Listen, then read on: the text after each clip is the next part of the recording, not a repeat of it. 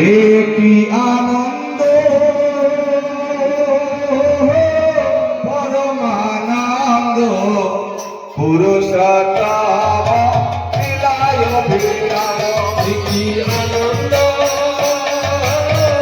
পরমানন্দ পুরুষোত্তম লীলায় বিরাম।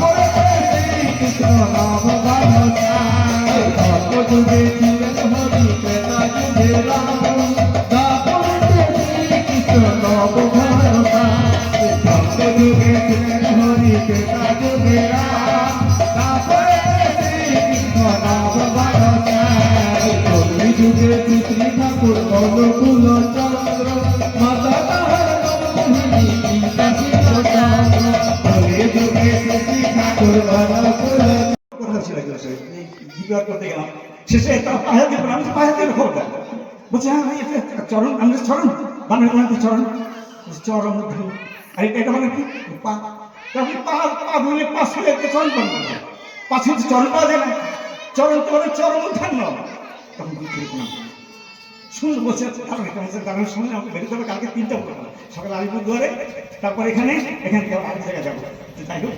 সময়টা অনেক হয়ে গেছে আর শুনলে তো নয় তার কাছে শুনলেন শোনা কথা নয় শুনলে বেশি শুনলে বমি হয়ে যাবে রসগোল্লা বেশি কিন্তু বমি হয় কিছু ভালো আসল কথা এই আমরা ছেলেদের যাতে বিক্রি না করি অর্থাৎ যার যত বড় চাকরি তার তত বেশি দাম আমি মা হলে বাবা হলে অনেকে এমনভাবে দাম বিক্রি করতে চাই না যে আমার সারা জীবনে কষ্ট যত টাকা ঢেলেছিলাম কয়েক কোটি টাকা নিয়ে নেবো আর বিক্রি হওয়ার পরে ওই মাটা কি হয় এটা বলে শেষ করবো দেখেন যদি সন্তান না খায় এখানে যদি আপনি এখন এই মানে চা গাছ গাড়েন আপেল গাড়েন আঙুর গাড়েন হবে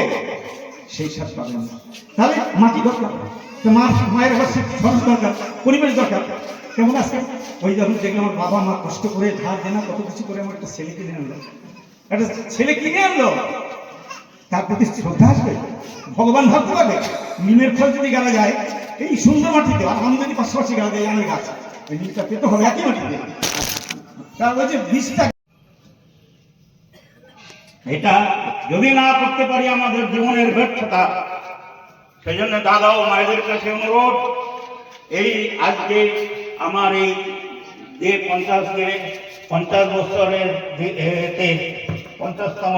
দিবসে